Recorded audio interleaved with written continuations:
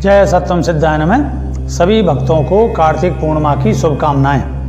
अब 87 मिशन के द्वारा जो है सभी स्त्रियों का जो है समांतर अधिकार की मांग को लेकर ये कुंभ के मेले में समांतर स्त्रियों का समांतर अधिकार की मांग को लेकर ये 5वां हमारे यहाँ शहर में गंग नहर पर वलीपुरा हाउस पर मनाया जा रहा है। और इसका मूल विषय क्या है? देखिए, अब तक जितना भी सारे शंकराचार्य महाराज के द्वारा स्थापित 10 अखाड़े और 2 अखाड़े अन्य वैष्णव मत के, ये 12 अखाड़े जो हैं इनकी मान्यता केवल पुरुष प्रधानता को लेकर है। प्रारंभ से इसका विषय चलता आ रहा है कि और इसमें सभी जो है जितने भी इसके महामंडलेश्वर वगैरह हैं वो पुरुष ही रहे। बाद में जब 87 मिशन और कुछ और अन्य मिशनों का प्रभाव ज़्यादा इस पर पड़ा समाज में, तब जो है ये विषय लेकर आया कि भाई स्त्रियों को भी महामंडलेश्वर बनाया जाना चाहिए। लेकिन यहाँ विषय ये उठता है कि महामंडलेश्वर बना कौन रहा है? पुरुष। और सारे अखाड़े पुरुष, उनके देवी देवता वो भी सब पुरुष। जैसे कि इस पर कई साल पहले जब हमने सबसे पहले फर्स्ट बार करा था तो उसमें स्वर्गीय जो है स्वरूपानंद जी शंकराचार्य महाराज ने और उनके एक वो थे महंत नरेंद्र गिरी, उन्होंने जो है इस पर हमारे अखबार में उसकी न्यूज़ थी और उस पर प्रतिकार उन्होंने किया कि नहीं ऐसा कोई नहीं दिया जा सकता, स्त्रियों को समांतर अधिकार नहीं दिया जा सकता। क्योंकि जो है उनके अनुसार था कि भाई जो है ये संप्रदाय जो है एक तरीके से शिव जी से चला, पुरुष प्रधानता से चला, और इसमें जो देवता हैं वो भी पुरुष, और जो है उसमें नागा पुरुष वो जो स्नान करते हैं वे भी पुरुष। कुल मिला के एक गंगा को छोड़कर सभी इसमें पुरुष हैं। ये बड़ी हास्यास्पद है। और उन्होंने उस पर ऐतराज उठाड़ दिया क्या, और उसमें उनका कहना था कि एक तरीके से शास्त्रार्थ तो छोड़ो, विवादास्पद बनती अगर कोई वहाँ स्थिति इस तरीके की होती। तो असल में ये कुंभ का मेला इसके ही इसी के विरोध में मेरा जो है भाई अभी इतनी महिला स्ट्रांग नहीं हुई है कि जो इस पर विवाद और शास्त्रार्थ कर सके। जब शास्त्रार्थ करना ही नहीं है उन्हें और अपना, तो वो कौन जो है उनका सामना करे, जाके बात करे। उनका तो ये है कि भाई हमारे अखाड़े 13वां अखाड़ा बन नहीं सकता, 14वां अखाड़ा किन्नरों ने अभी स्थापित कर दिया, और वो भी अपनी स्वतंत्र मांग के लिए, स्नान वगैरह के लिए मांग के लिए, और जो है वो भी प्रयासरत हैं। अब सवाल ये आता है कि इन्हीं से क्यों हम मांगें? क्या यही लोग रह गए हैं कि यही मान्यता देंगे, या ऐसा है कि इन्हीं का प्रभाव इतना समझ चारों ओर है कि अनादिकाल से काफ़ी सालों से चलते चलते कि इनके साधुओं का वर्चस्व बहुत है, लाखों करोड़ों। तो क्या आगे चल के अगर स्त्रियों का समूह बढ़ता है तो क्या ये विवादित स्थिति नहीं होगी? अब ये प्रमाणित है किस तरीके से? देखिए, ये जो कुंभ है इसका जो शुरुआती दौर पे अनादिकाल में भी विवादों से ही प्रारंभ हुआ है। अब आप देखिए कैसे कि दुर्वासा ऋषि ने इंद्र आदि देवताओं को शाप दिया। उस शाप से वो तेजहीन हो गए। तेजहीन होने के उपरांत में उन्हें अमृत की वो हुई कि भाई हमें कुछ ऐसा दिव्य पदार्थ पिलाया जाए जिससे हमारी जो है ओज और तेज सब वापस उन्हें सिद्धि के साथ लौट आए। तब भगवान विष्णु भगवान ने इसके लिए उपाय सुझाया कि समुद्र मंथन किया जाए, और उसमें देवता और दैत्यों ने मिलकर इन्होंने संधि करी, और फिर इन्होंने जो है पर्वत और उसके नीचे फिर भगवान विष्णु ने कच्छप अवतार लेकर उसकी जो फाउंडेशन बनाई, और उसके ऊपर जो है नागराज वासुकी ने उसके ऊपर जो है तमाम उसका एक लपेटा लिया, और उसके वो मंथन का रस्सा बनाया, और एक तरफ से देवताओं ने और एक तरफ से दैत्यों ने पकड़कर उसे घर्षण करना शुरू करा। उससे 14 रत्नों की उत्पत्ति हुई। वो विषय है। उसमें धन्वंतरी वेद ने जो अभी ये गया था 81 जो गई थी, तो उस पर धन्वंतरी वेद ने अमृत लेकर प्रकट हुए। उस अमृत को देखकर देवता और दैत्यों दोनों में विवाद खड़ा हो गया, जिसमें राहु केतु का भी एक एग्जाम्पल है कि भाई वो राक्षस था, वो देवता बन गया और उसने जो है अमृत पी लिया। विष्णु भगवान ने उसके छल को, प्रपंच को पहचान लिया, उन्होंने सुदर्शन से उसकी गर्दन काट दी, धड़ केतु हो गया और ऊपर का राहु हो गया। और उस दिन से सूर्य पर भी ग्रहण लगना शुरू हो गया और चंद्रमा पर ग्रहण लगना शुरू हो गया। तो अगर हम देखें तो ये ग्रहणबाजी शुरू हो गई। फिर क्या हुआ कि इंद्र के लड़के जो जयंत थे उनको आदेश हुआ, तो वो जो है उसको लेकर अमृत को लेकर भाग चले। दैत्यों ने उसका पीछा करा, इसको लेकर फिर सब में संग्राम मचा। 10 दिन तक वो शास्त्रों के अनुसार संग्राम चला। उस समय जो संग्राम की वजह से जो अमृत छलका वो 4 जगह उज्जैन, प्रयाग, इनमें मतलब जाकर वो छलक के गिरे उसकी बूंदें। तो वहाँ पर त्रिवेणी और वहाँ पर ये कुंभ का निर्माण हुआ और तब से ही परंपरा अनादिकाल से चली आ रही है। उस जगह हमें स्नान करना चाहिए। अब यौगिक विषय इसमें अलग हो गया। योगी में तो इंगला, पिंगला, 2 नाड़ियाँ, सुषुम्ना, 3 त्रिवेणी ये हो गई। और त्रिवेणी क्या बनती है यहाँ पर और मूलाधार में, तो वो जो है और ये कुंडलिनी जागरण हो गया। श्वास और प्रमास का घर्षण से हम 14 रतन जो है एक मतलब जो 7 चक्र है, 7 के अंदर एक 2 रतन है, तो 7 दूनी 14 इस तरीके का ये तो यौगिक हो गया। लेकिन बात यहाँ कुंभ की जा रही है जो वर्तमान में चल रहा है। तो ये लगभग जो है राय एक वो वे इतिहासकार रॉय, उन्होंने जो है इस पर काफ़ी खोज करी और उन्होंने मतलब हर्षवर्धन और उससे पीछे मतलब कहने का मतलब ये कि ईसा मसीह के काल से भी 600 साल पहले इसका वर्णन उपलब्ध है। और वहाँ से होता हुआ ये विषय ये यहाँ आया। कुंभ का मेला स्थापित हुआ, पहले छोटे मेले के रूप में था, फिर धीरे धीरे बड़े मेले के रूप में हुआ। अब यहाँ सबसे पहले वर्चस्व था इनका शंकराचार्य की वजह से कि जो शैव मत वालों का, शैव मत वाले और वैष्णव मत वालों में विवाद हुआ। इस पर फिर ये उज्जैन और इसका जो है उन्होंने अधिकार दिया, तो इतना विवाद हुआ कि 1 लाख आदमी एक टाइम मारा गया। फिर दूसरी बार में 60,000 एक आदमी मारे गए। मतलब ये देखिए कि इतने सब चीज़ों होने के उपरांत में क्या कंडीशन हुई। तो इसमें आप देखिए कि लाखों करोड़ों लोग मारे गए। फिर उसमें उस काल के राजाओं ने और बाद में अंग्रेजी शासन आने पर उन्होंने इसको मतलब सुलह कराई। फिर इनमें तय हुआ कि 3 हमारे और चौथा जो है वैष्णव मत वालों का, इस तरीके से इनका प्रचलन चल रहा है। तब से इनका वर्चस्व निरंतर चला आ रहा है। अब यहाँ हुआ कि जब वैसे तो वेदों में और वेदों के अनुसार ये सब कहते हैं कि स्त्री पुरुष समांतर है, और समांतर होने के कारण जो है स्त्री उतनी पूज्य है जितना पुरुष। और अधिकार देने के नाम पे ऐसा लगता है कि अगर हमने अधिकार दिया तो उसके इन्होंने अनेकों कारण बता दिए। वो अनेकों कारण इस प्रकार से हैं कि भाई हम जो है स्त्री को जो है यूँ नहीं दे सकते कि वो समान नहाएगी, उनका ब्रह्मचर्य वगैरह ये सब जो है खंडित होगा और मतलब उनके अपने नियम भंग होंगे। और फिर ये इतनी, अब तो उनका कहना है कि इतनी भीड़ रहती है साहब, हमारे ही शंकराचार्य और हमारे ही महामंडलेश्वरों को स्नान करने का मौका नहीं मिलता अखाड़े वालों को। तो उन्होंने कुल मिला के उनके पास व्यूज हैं, एक्सक्यूज हैं कि भाई हम ये ऐसे ऐसे नहीं कर सकते। तो ये तो एक बहानेबाजी हो गई। तो क्या ऐसा सरकार को ये करना चाहिए कि उन्हें इसी घाट को 2 पार्ट में बांट दिया जाए, एक मतलब पुरुष प्रधानता को लेकर, एक स्त्री प्रधानता को लेकर, कि भाई जो अगर स्त्री का समांतर अधिकार चल रहा है वो भी, जैसे कि अब कोर्ट वगैरह ने ये सब आदेश कर दिए, तो देखने पे ऐसा लगता है कि भविष्य में संभव है ये सब। और जिस प्रकार का हमारा मिशन और अन्य भी जो हैं मिशन इस विषय को लेकर बड़े जोरों शोर से लगे कि हमारा प्रारंभ से ही इस पे विषय पर अधिक जोर रहा है। 2000 समझिए कि 9 से 10 से और 12 से तो इस पर बहुत प्रबल हमारी विषय को लेकर रही है। हमारे विषय में जैसे कि अन्य में और इसमें कंपैरिजन क्या है, अन्य और इसमें यह है कि उन्होंने जैसे अखाड़े बनाए तो भी पुरुष प्रधान नाम रखे, समांतर नाम नहीं रखा। उनकी जो इष्टें हैं वो भी पुरुष प्रधान है कि शिव जी हैं या मतलब जो गुरु है पुरुषवाद उसका नाम लेते हुए। हमारे यहाँ जो जैसे मैं हूँ तो मैं इसका फाउंडर नहीं हूँ, इस विचारधारा को मैंने एकत्र किया है स्त्री को सपोर्ट करने के लिए। तो मेरा क्या सिद्धांत है कि स्त्री पुरुष समान रहे। जिस प्रकार स्त्री ने अनादिकाल में पुरुष के चारों युगों को पूर्ण करने में अपना पूर्ण सहयोग दिया और यहाँ तक दिया कि उसे सती होने तक की नंबर आ गया, स्थिति आ गई, तो पुरुष का भी दायित्व बनता है उसकी संपूर्णता में उसी प्रकार उसे समान और मतलब अपने से भी श्रेष्ठ बनाने में सहयोग देना, तभी दिव्य प्रेम घटित होता। तो उसमें क्या होता है कि हम केवल सहयोगी हैं। मैं हूँ, जैसे मैं हूँ तो मैं सहयोगी हूँ, मैं उसका वर्चस्व नहीं है। यहाँ पे अधिकार उस तरीके से नहीं है। वो शाब्दिक रूप में मुझे गुरु और स्वामी जी वगैरह ये सब कहेंगे, वो तो एक औपचारिकता के संबंध होते हैं।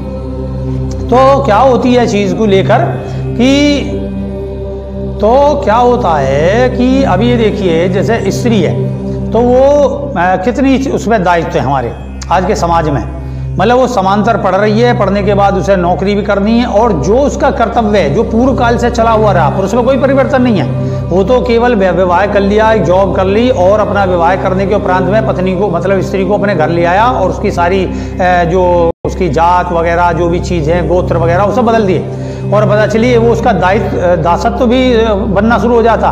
फिर बीजारोपण करा, और जो संतति सुख हुई उसमें भी उसी का ही नाम पड़ता है। इस विषय पे अभी जो है कुछ कोर्ट में चल रहे हैं। लेकिन यहाँ विषय क्या होता है कि स्त्री को अपने कर्तव्य का पालन करना पड़ रहा है। वो संतान को भी पालेगी, उसके बाद में मतलब कितने काम है, अपने जॉब करेगी, फिर उसके बाद घर में खाना वाना बनाएगी, फिर संतान का भी दायित्व पूरा पालन करेगी। और ऐसी स्त्री को जो इतनी महानतम अधिकारों को रखती है, उस सब को एक पुरुष या पुरुष प्रधानता का ये समाज किस तरीके से कर रहा है कि उसे नहीं हम समांतर अधिकार नहीं देंगे, क्योंकि हमारा तो ये भी अधिकार छिन जाएगा। जबकि अधिकार नहीं छिनता, अगर हम किसी को अधिकार देते हैं तो उसके अधिकार से हमारे ही अधिकार और सुदृढ़ और संपन्न होते हैं। यह है सिद्धांत। तो हमें क्या करना चाहिए कि करना क्या चाहिए, सभी को करना चाहिए, और समाज को भी सोचना चाहिए, और विशेषकर स्त्री वर्ग को सोचना चाहिए कि वो अपने अधिकारों के प्रति जागरूक हो। उसी जागरूकता के लिए मेरा ये जो है यहाँ जो 5वां और आगे चल के ये सब बनेगा गंग नहर पर, बाकायदा पंडाल रहता है, जागरण रहता है, पूर्णिमा देवी वगैरह का ये सब, जो पूर्णिमा देवी का स्नान, पंचोपचार, ये सब पूजन, यज्ञ, अनुष्ठान, ये सब चार्य वगैरह रहता है, और उसके उपरांत में प्रसाद वितरण, भंडारा किया जाता है। तो जो मैं कह रहा था कि अखाड़ों में क्या हुआ कि वहाँ पर स्त्री जो थी वो स्त्री का प्रधानता नहीं है, वहाँ शिव जी का, विष्णु जी का, ब्रह्मदेव का वो वर्चस्व है, और उसके बाद में उनके महामंडलेश्वर पुरुष, और पुरुष महामंडलेश्वर ही स्त्री महामंडलेश्वर का नियुक्ति करेंगे। ये नहीं है कि वहाँ पर एक स्त्री है जो इष्ट के रूप में है, और स्त्री वहाँ मुख्य स्वामी के रूप में है, और स्त्री स्वतंत्र रूप से जो महामंडलेश्वर स्त्री के रूप में नियुक्त करे। ये परंपरा का मेरा जो है पक्ष है। मेरा उस परंपरा का विरोध है जिसमें कि पुरुष ही देव है, पुरुष ही देव है, पुरुष ही स्वामी, और केवल स्त्री को अधिकार दे रहा एहसान स्वरूप कि लो ये मैंने तुम्हें महामंडलेश्वर बना दिया, और उस महामंडलेश्वर की व्याख्या उसने अपने तरीके से कर दी। अब देखिए जिस गंगा को मतलब लाए गए अनुरोध पर, ये नहीं है कि वो किसी उससे आ गई गंगा जी, और उस पर भी अगर पुरुष प्रधानता लें तो शिव जी ने अपनी जटाओं में बांध दिया, फिर वो रिक्वेस्ट करी, फिर पृथ्वी पर, ये इस तरीके का ये एक पुरुष प्रधानता को लेकर है सच में बताएं तो। लेकिन असलियत क्या है, शिव जी की जो सहस्त्र धाराएं हैं वो ज्ञान का प्रतीक है, वो विषय बिल्कुल अलग है, मैं पीछे वीडियो में बता चुका हूँ उन सबको लेकर।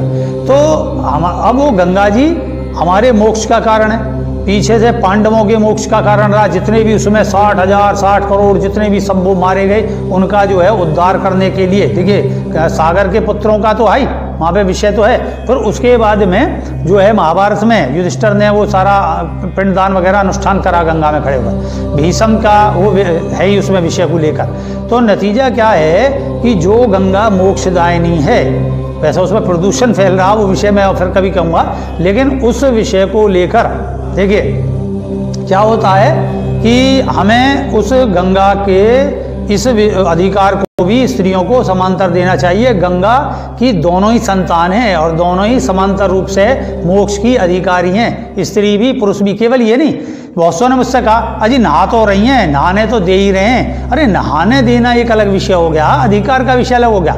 हम नहाने पे कोई हमारे ऊपर लागू नहीं कर सकता। हम यूँ तो नहाने को अब देखो, अगर हम इसमें देखें तो जहाँ कुंभ का मेला हो रहा है वहाँ तक जो गंगा जी आ रही है, उससे पहले कितने पशु नहा रहे हैं। जो मुहूर्त रखा गया होगा कि भाई मुहूर्त 12 बजे का है, 4 बजे का ये मुहूर्त है जो कुंभ के मेले का स्नान वगैरह का, तो उससे पहले तो जीव नहा लिया उसमें। उससे पहले कितने ही मनुष्य सुबह उठकर जो है बिना मुहूर्त के गंगा जी में डुबकी लगा दिए, गोमूत्र वगैरह सारे वो कर डाले, तो वो ना बहता हुआ आया होगा वहाँ तक, तो शुभ मुहूर्त कहाँ रह गया। तो ये हमारी मान्यताएं हैं। बात ये है कि मान्यताएं धार्मिक हैं, उनका मैं जो है समर्थन करता हूँ, लेकिन अगर ये हडम्बर वाली बात है तो ये सब तर्कविहीन बातें हैं। तो इसमें हमें करना क्या चाहिए, समांतर अधिकार दें, और जो कोई भी इस तरीके का अपना अखाड़ा बना रहा है तो उसकी भी व्यवस्था करनी चाहिए। वो मैं हूँ या कन्या और स्त्रियाँ समाज कोई अर्ध स्वतंत्र अखाड़ा बने। मैं सभी के ओर से ये कहूँगा कि इस अधिकार के प्रति जागरूक हों, और मैं जो अपने यहाँ आसपास और सभी भक्तों को ये कहूँगा कि वो गंगा स्नान मतलब गंगा नहर पर पहुँचे। वैसे ये नहर जो है गंगा जी से निकली हुई है और इसके घाट पर स्नान वगैरह ये सब करें, आएँ पधारें और इस विषय की गंभीरता को जानें, इसमें सहयोग दें। जय सत्यम सिद्धाय नमः।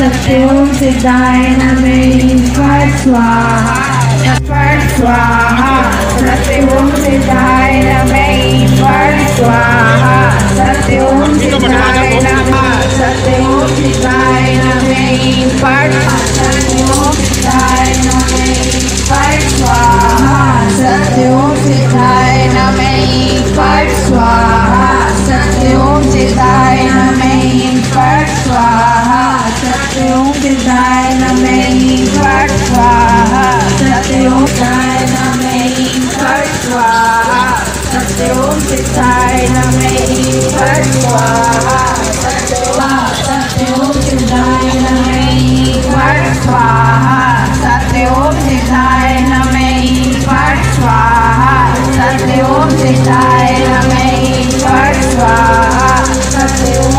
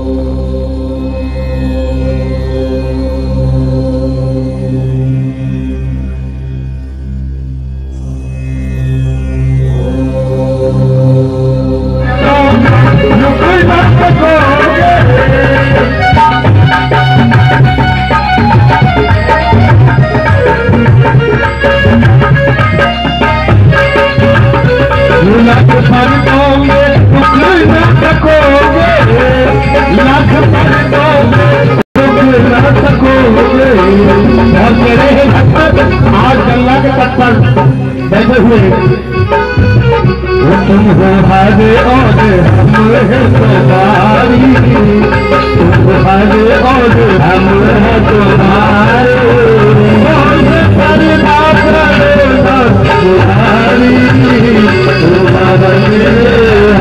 है तुम्हारे, हमसे करेगा करेगा पुरारी,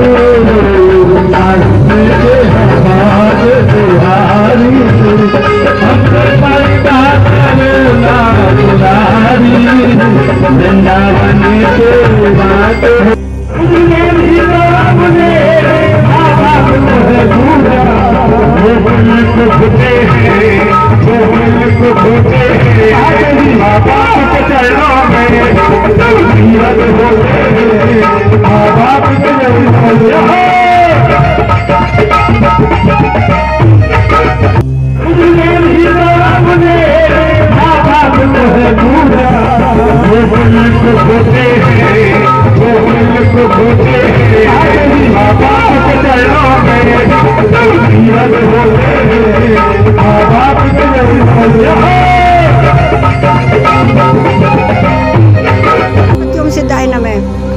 ये कुंभ स्नान का प्रतीकात्मक स्थान है, क्योंकि आज तक जो पुरुष ही अखाड़े नहाते आए हैं। तो यहाँ पर हम पांचवा है हमारा गंगा स्नान का, कि स्त्रियों को भी पुरुष साधुओं की तरह, संतों की तरह गंगा स्नान में जगह मिले, अखाड़े का अधिकार भी मिले, यही है। सत्यम सिद्धाय नमः। हम लोग सभी गुरुजी के इस मिशन से, स्त्री मिशन से जुड़े हुए हैं, सत्याष्टमी मिशन से, और ये हमारा 5वां गंगा स्नान का है। हम लोगों की मांग यही है कि हम लोगों को भी सर्वप्रथम स्नान करने के लिए दिया जाए। जय सत्यम सिद्धाय नमः। जय सत्यम सिद्धाय नमः।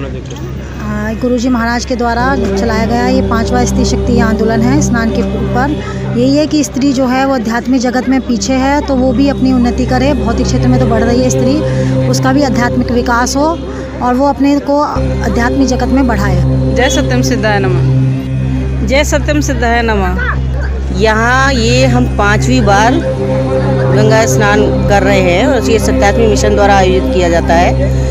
इसको करने के पीछे हमारा मकसद सिर्फ एक ही है कि हमें गंगा स्नान में अर्ध कुंभ और कुंभ में भी स्नान करने की इजाज़त मिले, जिस तरह से और अखाड़ों को मिलती है। जय सत्यम सिद्धाय नमः। ये स्वतंत्र स्त्री शक्ति स्नान 5वां स्नान है।